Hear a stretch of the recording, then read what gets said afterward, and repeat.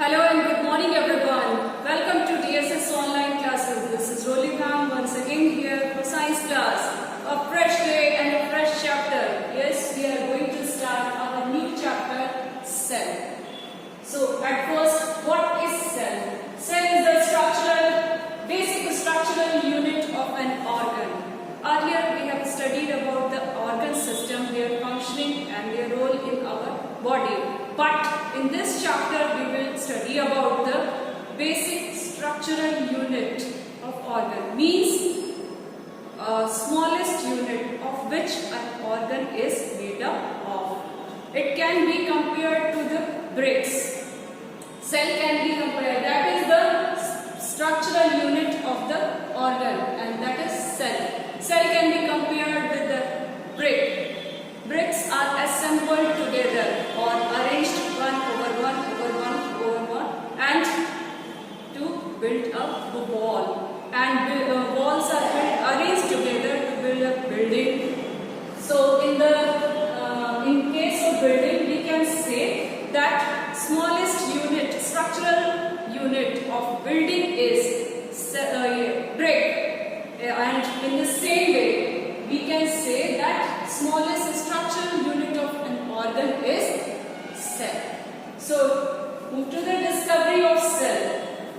In 1665, Robert Hooke was a great scientist. He was observing a thin slice of cork under a simple magnifying device. And what he observed? He observed he observed in thin slice of cork small compartment of boxes like a structure. I am giving you the figure of the slide. What he observed under that simple microscope. He observed these are the small compartment or boxes, whatever he observed in the thin slice of cork. And he also observed that each and every compartment is separated by other compartment by a well-defined wall. So it was like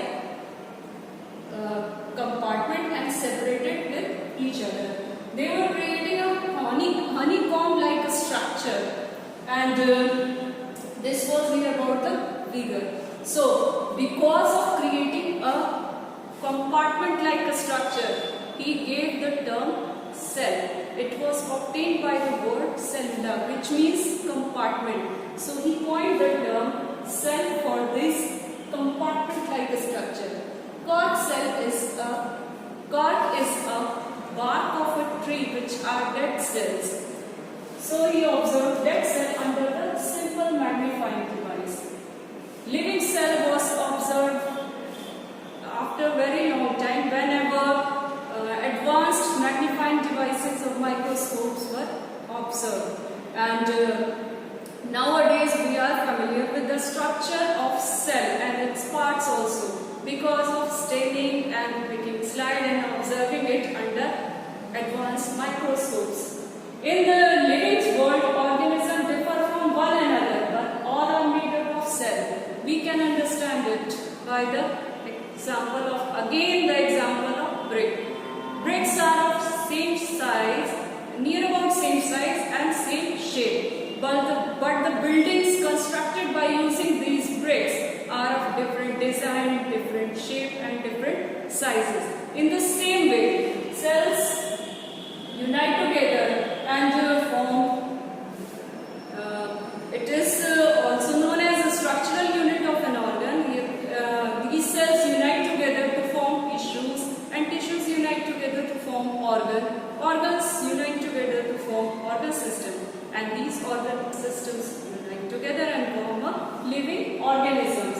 So in the living world, we can say all the living organisms, whether they differ in shape and size, large in shape and size like elephant, and small in shape and size like ant or rat. They differ, a great difference between their shape and size, but all of the living organisms are made up of smallest unit, which is known as cell. So cells in the living organism are complex living structures. They are not as simple as the bricks, but assembled together. Assembly can be compared, so it is generally compared with the bricks. And egg of hen is a single cell which can be seen by unaided eyes. Without any microscope, you can see the parts of that cell. So it was about the discovery of cell. In cell number, shape and size. Yes, they show variation. Each and every variation we will discuss in detail one by one. At first, number of cells. You cannot calculate or estimate number of cells by simply observing that organism. No, you cannot, because it will go to the billions and trillions also. A simple human being body contains trillions of cells. So, on the basis of number of cells, we can divide living organism in two parts. That is, first one is multicellular and second one is unicellular. Multicellular organisms made up of more than one cell are called multicellular. Yes, if the organism contains more than one cell, it may be billion or trillion or whatever, but it will be called as multicellular. More than one, it is multicellular. But you will be surprised to know that the life of multicellular organism starts from a single cell, and that is fertilized egg. The cell of fertilized egg multiplies and cell division occurs. It multiplies and increase in number, and as the growth and development proceeds, it increases in number. Now, in multicellular organisms, cells unite together to form tissue. Tissues unite together to form organ. Organs unite together to form organ system, and organ system unite together to form a body of living organisms. So each and every organ has different and specified function. It's a special function, and the tissue, the cell consisting of that organ will be modified in the same way as the organ function of organ, according to the function of organ. So this is the division of labor. What happens in the multicellular organism? The cells forming that special organ will be modified for the same function as the organ perform. So this is the division of labor which occurs in multicellular organism. Now it's unicellular organism. Organism made of single cell are called unicellular. For example, amoeba and paramecium. So unicellular organism, their body contains only a single cell. Their body is made up of only single cell. But it doesn't mean that it avoids any of the life activity, any of the life process. It performs all the life processes in the same way as the multicellular organisms perform. Their single cell will perform all the life processes like capturing food and digestion, respiration, excretion, reproduction, etc.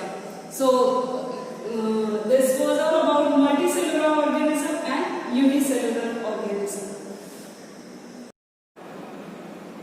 So cells also show variation in shape, means cells has various shapes, and the components are enclosed in a membrane. This membrane provides shape to the plant. So this membrane is known as cell membrane. So what provides shape to the cell? And that is the cell membrane. Cell membrane is also known as plasma membrane. It is selectively permeable. It allows certain substances to go inward or outward.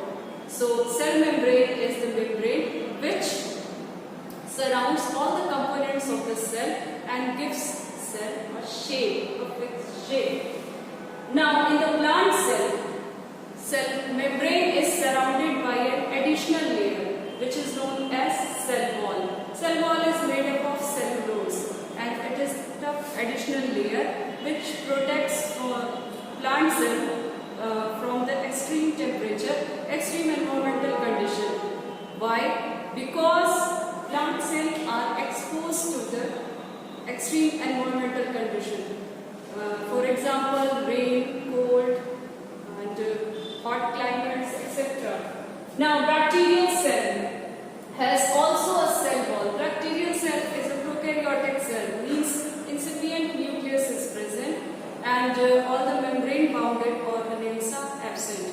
this bacterial cell is also protected by the cell wall. I already told you cell wall is made up of cellulose and its function is to protect the cell. So, in animal cell, plasma membrane or a cell membrane decides the shape, and in plant cell wall gives the shape. So, shape of cells are also related with their different functions. As I told you, cells unite together to form tissues, tissues unite together to form organs unite together to form organ system, and organ system constitute a complete living organism. So, different cells have different functions. In the multicellular organism, different cells have different functions. According to their organs function, they are modified for their work. So, different function, being different functions or various functions, they have different shapes. Let's discuss it with some of the example. At first, RBC is a spherical. RBC is the red blood capsule present in your blood. Its function is to join oxygen because it has hemoglobin protein. It connects oxygen with that hemoglobin and transfers these carbon dioxide also.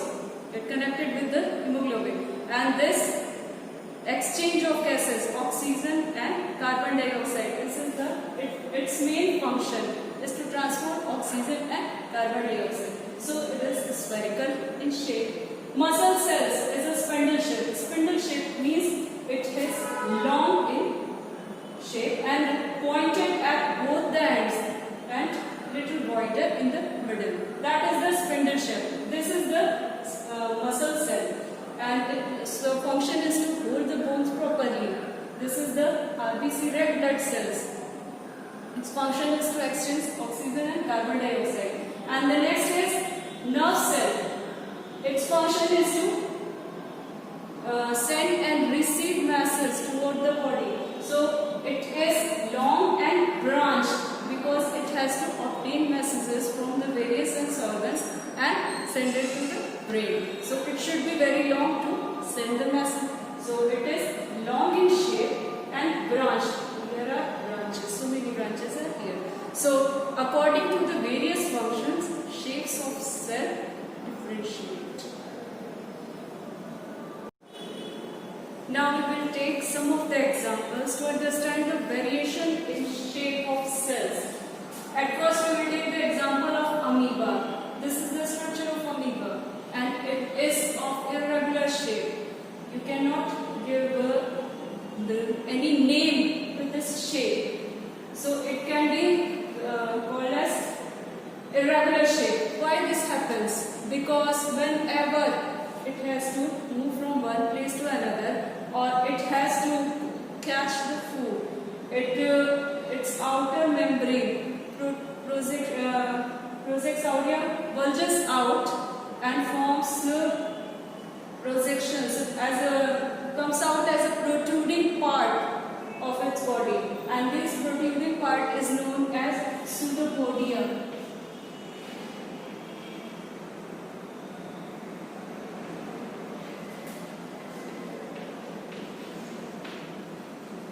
So pseudopodia helps in locomotion and catching food, and with the help of two pseudopodia, if a food particle is here, it catches with the help of two pseudopodia and in the same way it moves with the help of pseudopodia. So in order to perform locomotion and capture food, pseudopodia forms continuously, and it changes, and because of this formation it changes its shape, so it can be said of irregular shape. So it is given here, changing its shape, its protruding part is known as pseudopodia, and because of formation of pseudopodia it changes its shape regularly, and pseudopodia is important for capturing food and locomotion. The next example is WBC, white blood cells.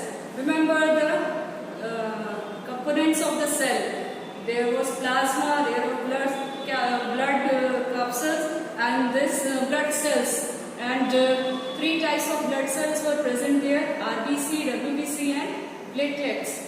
Red blood cells, white blood cells, and platelets. We are talking about that white blood cells in human blood is a single cell which can change its shape. Yes, it can change its shape. It is formed in the blood. But WBC is a cell, while amoeba is a full-fledged organism, means capable of independent existence.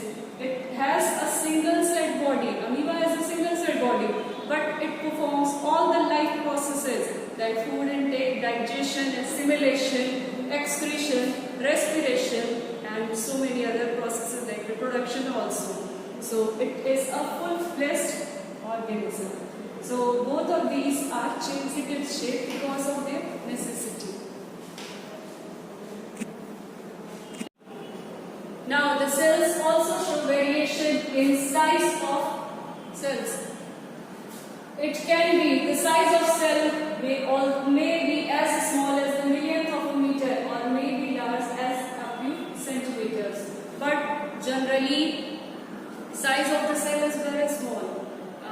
You cannot see with the unaided eyes. Means if you want to observe it, if you want to see the cell, you have to add some of the equipment, some of the magnifying device like microscope or anything. So it can be very small or it can be very large. The smallest cell is the bacterial cell and the largest cell is the egg of an ostrich.